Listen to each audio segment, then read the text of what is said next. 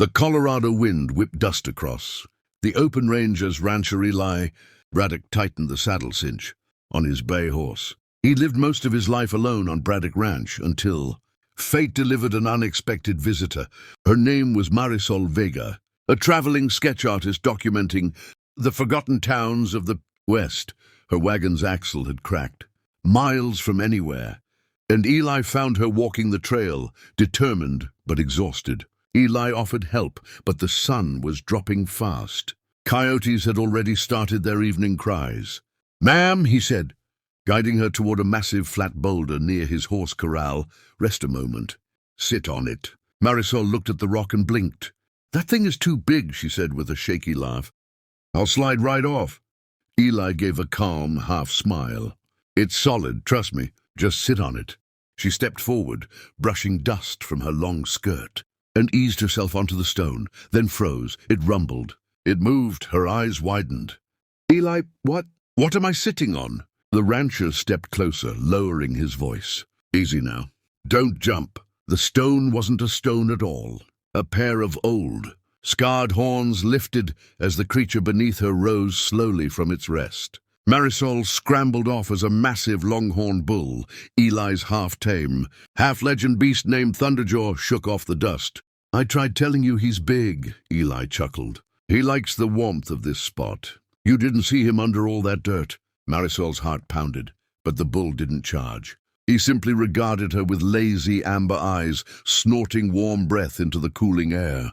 "You let me sit on that?" she gasped. "He wouldn't hurt you," Eli said. "He only gets riled if someone startles him. But you handled it just fine." Thunderjaw lumbered forward, nudging her gently, almost protectively, before settling back onto the ground like nothing happened. Marisol exhaled a shaking breath, then laughed for the first time in miles. "Eli Braddock," she said, still catching her breath. "Your ranch is full of surprises." He tipped his hat. "Ma, you ain't seen half of them yet." And as the sunset spread gold across the plains, the strange, unexpected partnership between a lone rancher, a fearless artist, and the biggest longhorn in the territory quietly began. Marisol Vega didn't sleep much her first night on Braddock Ranch. The guest cabin was warm, the lanterns soft, the blankets thick with cedar scent, but her mind replayed the moment she'd unknowingly perched on the biggest bull in Colorado as if he were a picnic rock. Every time she closed her eyes, she felt Thunderjaw rumble beneath her again. By dawn, a slow amber light spread across the plains. She stepped outside and found Eli already saddling his horse. "You're up early," he said, tightening the bridle strap. Marisol pulled her jacket close. "That bull of yours snores louder than a steam engine." Eli grinned. "He only does that when he sleeps near folks he likes." She wasn't sure if he was joking. Before she could ask, Thunderjaw appeared from behind the corral, massive, silent, and watching her as if evaluating or remembering. But then something changed. The longhorn lifted his head, nostrils flaring. He pawed the dirt. His tail flicked, a sign Eli recognized instantly. The bull sensed something. Eli turned toward the ridge. "Get behind me." Marisol obeyed on instinct. Thunderjaw's bulk shifted between them, lowering his head, horns poised like a living fortress. A moment later, the sound came. A distant crack, then another. Rifle shots. Marisol's breath caught. "Is someone in trouble?" Eli didn't answer at first. He scanned the horizon, his jaw tightening. When he finally spoke, his voice held the weight of old memories. "There's only one kind of person who fires a rifle at sunrise.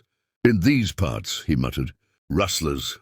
Thunderjaw snorted and stomped again. The bull knew the smell of danger better than any man. "Marisol," Eli said steadily, handing her his spare revolver. "Stay close to Thunderjaw. He'll keep you alive. I don't even know how to—" "You won't need to shoot," he cut in. "Just stay behind him." Thunderjaw moved like a shield of living iron, guiding her toward the barn while Eli mounted his horse and kicked off toward the ridge. The sun climbed higher, lighting the dust Eli's horse kicked up. Marisol clutched the revolver, heart pounding. The ranch suddenly felt huge, empty, and full of shadows.